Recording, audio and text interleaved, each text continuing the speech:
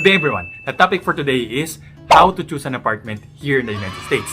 I will be discussing few factors that will help you decide whether an apartment or a place to stay is a yay or nay. Focusing on safety, practicality, peace of mind, and sanity.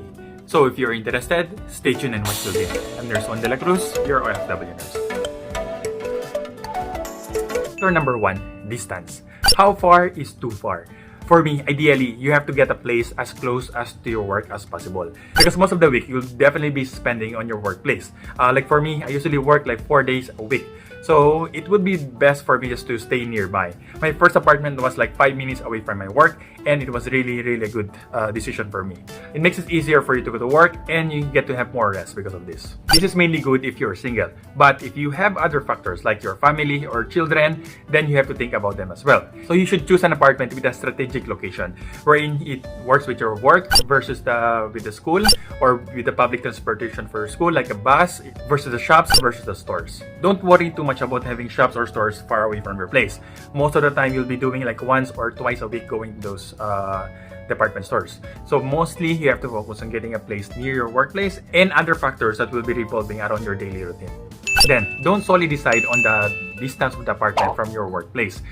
Some of the distance, like for example here in Kentucky, from my work to my home is like 5 miles away.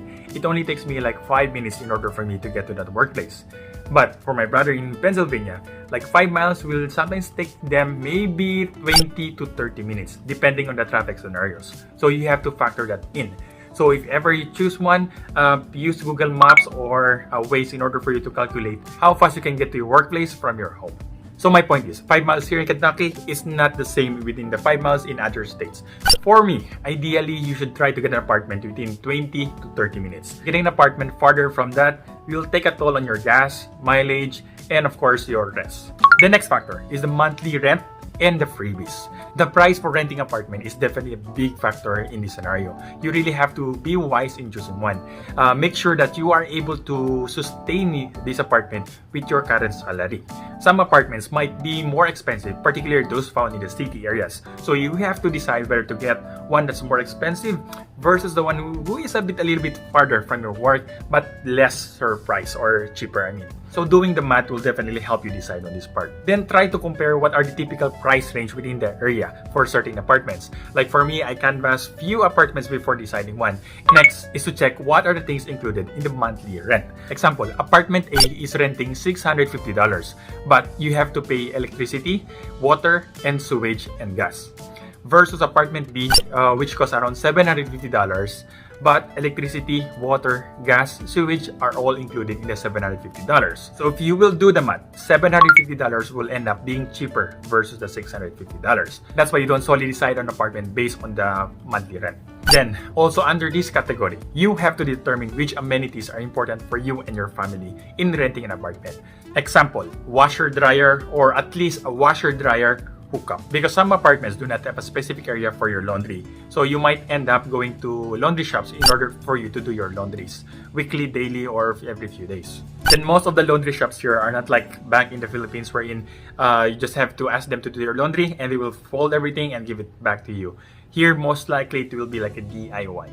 Some also prefer to have like a dishwasher. For me, personally, I do prefer to have one.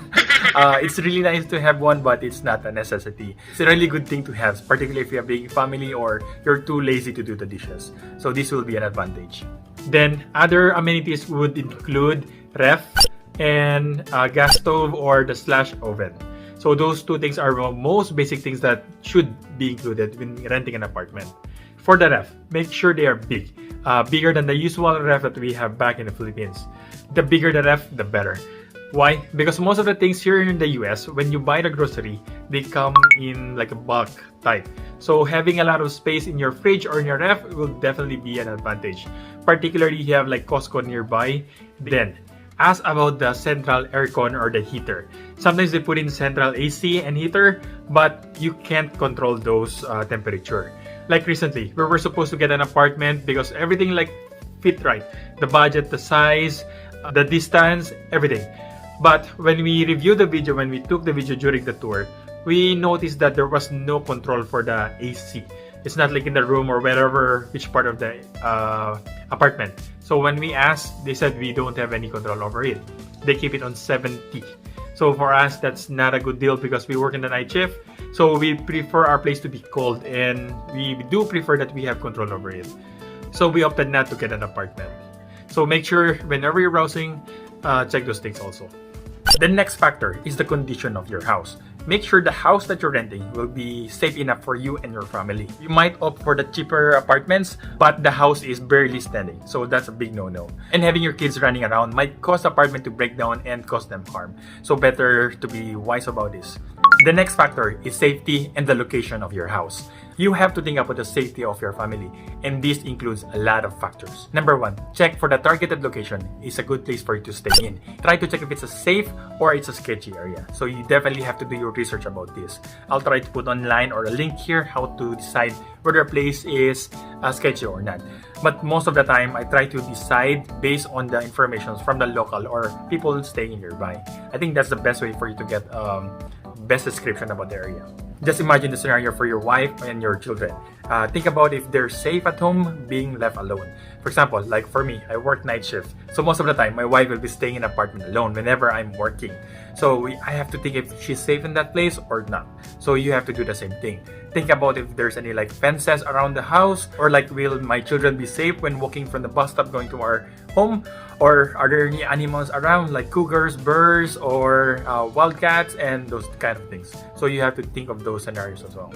Then another factor for the location is to check whether the place is a flood prone area or not. You have to be wise about this, particularly those houses found near the creeks or near the rivers, those apartments located below the mountain, or those within the deep area. Having an apartment or house situated in a flood-prone area makes your renter's insurance a little bit higher. Also, you don't want to stay in these kind of places because it will make your life more difficult. This can damage your car, your house, prevent you from going to work, or for your children, prevent them from going to school, or safety issue as well. So you really have to check this out. Then another factor you have to consider is if the place is prone for avalanches or like a rock falls. Some apartments, particularly here in like highlands area or mountain areas, do have apartments found near the mountain areas or near a hilltop. So you have to be wise about those things. These can lead to rock falls or like falling trees or like mini avalanches, which can cause harm to you and your family. So typically these apartments might be cheaper, but they possess more hazard for you. Another simple factor you have to consider is the road leading to the main road. I think most of us would like an apartment or a house situated on like on a hill, where like you're gonna have like a private area and you can see anyone coming up or going down. So you will definitely have your own privacy, but you have to think a lot of factors as well. For example, our neighbor, his place is like located on a hill, and the road going to the main road is a little bit stiff. So from the house, it like goes down this way. So for me, when I look at this, I think about accident-prone area, particularly during the winter season. And unfortunately, he did have an accident. His pickup fell on the side of the gutter part of the road going down, so it caused him damage for his vehicle. And to think that we only have like 14 days or 2 weeks worth of snow during the winter season here in Kentucky. It's like 1 or 2 days every few days, so it's not like consistent having like a snowy, cold weather season, like all snowy season I mean. So just imagine if you're staying in a place where there's more typical snow in your area, so you don't like to have like a place situated on a hill. Most of the neighbors that I know that are situated on a hill, during winter time wherein it's like snowing or if there's like a freeze warning, they don't park their cars near their houses. Most of them park their cars below their entrance, like before the road going up to the house, they park it below there because it can cause accident going up. So if you do plan to get this, think about it as well. There are few remedies for this. You can buy things in Walmart or in any department store that can break down the ice, but this will be like an added expenses for you. And typically you can't do this every time, every day, particularly if the road leading to your house is quite long. So you can't do everything for that particular road. In our city here, we do have blowers or road blowers. And for those road blowers, they don't typically go to small roads, particularly those on like a small hilltop or something like that. They do a little bit like in our subdivision or in a place, they do a little bit of plowing. But for those like rocky, stiff type of road, they won't do the plowing in those parts, particularly if they're not cemented. So you have to factor them in as well.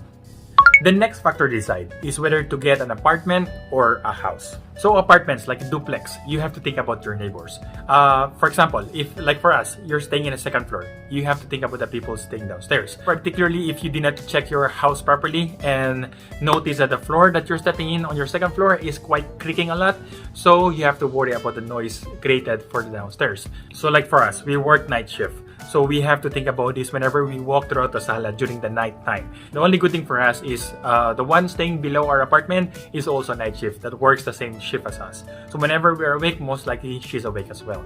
So lesson to take here is to check your apartment properly. Walk throughout your apartment, check if there's any creaking sounds, or try to do a little bit jumps whenever you're browsing through the apartments. So this will help you decide whether the floors are creaking or not. Also, you have to check for the kitchen. Make sure there's like proper exhaust. Like for us Asians, we particularly like to use different kind of ingredients that are quite foreign or not appealing for certain locals here in the US. So like for us, we had an issue for this when our first apartment here in the US, wherein our apartment is located beside like a salon or like a beauty parlor or beauty salon.